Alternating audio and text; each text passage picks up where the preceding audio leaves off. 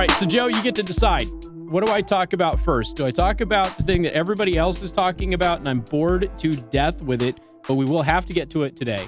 Or do I talk about the letter to the editor in the Tribune that I responded to? Is the thing that we've been talking about for like the past week and a half?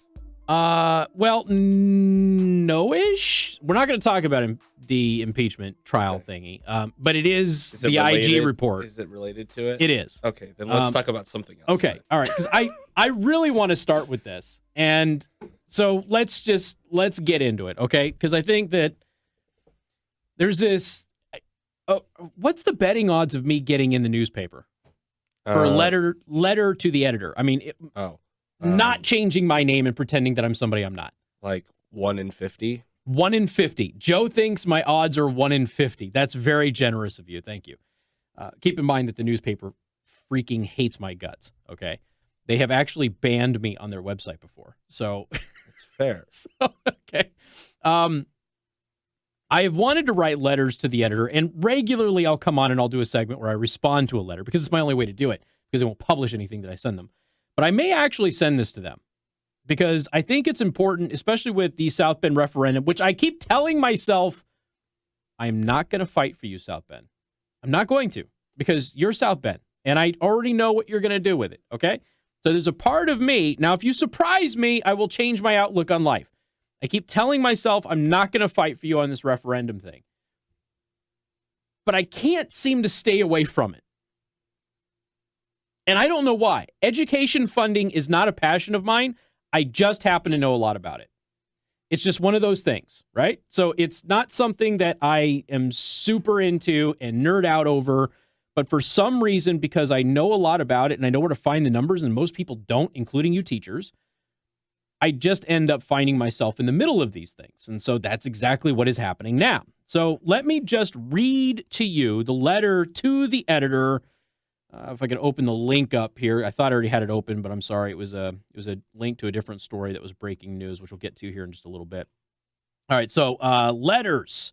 I'll take more of the same in South Bend. Of course, obviously, we just had an election. And in spite of having no support whatsoever from the state Republican Party, Sean Haas doubled the people who voted for him versus the last two Republican candidates who ran for mayor. That's impressive, by the way. Keep an eye on him, because if he decides he wants to do this politics thing, I think Sean could have a very bright future. Of course, the problem with that is he's an educator, and it's also something that he enjoys doing, and it's a very important job. So Dawn Young wrote a letter to the editor, and it was published in the paper. Okay, first letter. And I posted the link on Facebook at facebook.com/CaseyTheHost. In regard to Kenneth Klauwetter's letter on December 2nd, complaining of, quote, more of the same, I'll take it. If one cannot see the difference in this city compared to 10 years or so ago, they are blind. I always love this argument from Democrats. What has dramatically changed in this country in the past 10 years? President, right? The economy has completely, this is Trump's economy. Nobody can say it. Obama says it. Okay? This is Trump's economy. So yeah, the economy's really good right now. The best that it has been in many metrics, by the way, ever. And certainly in some of the primary metrics in the past 50 years. Okay? And that's all Trump. So anyway, she goes on. I'll try not to interrupt her letter anymore because I think it's important that I give you my response. The smart streets that the writer calls dumb are meant to slow down traffic instead of a thoroughfare through a city that you want people to enjoy.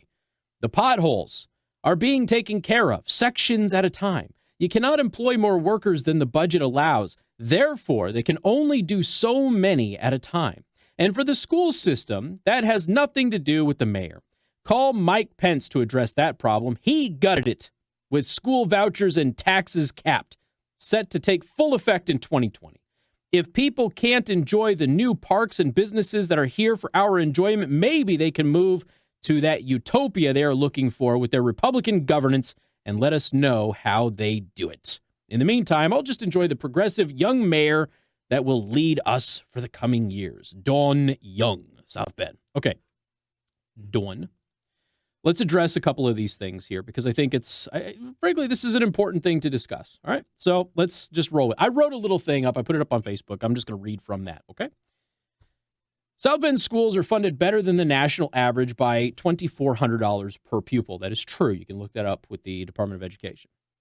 They have better than state average in student-teacher ratio. The ratio is exactly the national average at 16.1, or 16 to 1, excuse me. Hundreds of students leave the South Bend School Corporation every year. Each student who leaves the district takes thousands of dollars with them. You do not and should not get paid to teach students who aren't in your district. There are about 2,000 less students in South Bend this school year, as in the 2015-2016 school year. That is 6,000 less students than in the 98-99 school year. Vouchers are actually a net benefit to the student's original school district. They get to keep some of the funding in spite of the fact that they don't have to teach that student. Not all of the funding follows the student. True. Blaming Pence for education funding is woefully naive, especially since complaints about South Bend schools are not present in most other Indiana school districts. And isn't that always an interesting thing? If somebody lives somewhere where they complain about the local education system, the response is, well, it was Pence's fault. Cool. How come that's not happening in Mishawaka, Concord, or Penn, or any of these other school districts that are around here? Why is it only in South Bend and Elkhart? Did Pence target South Bend and Elkhart for some reason? The answer to that is no, he did not. It's just a tired old throwaway.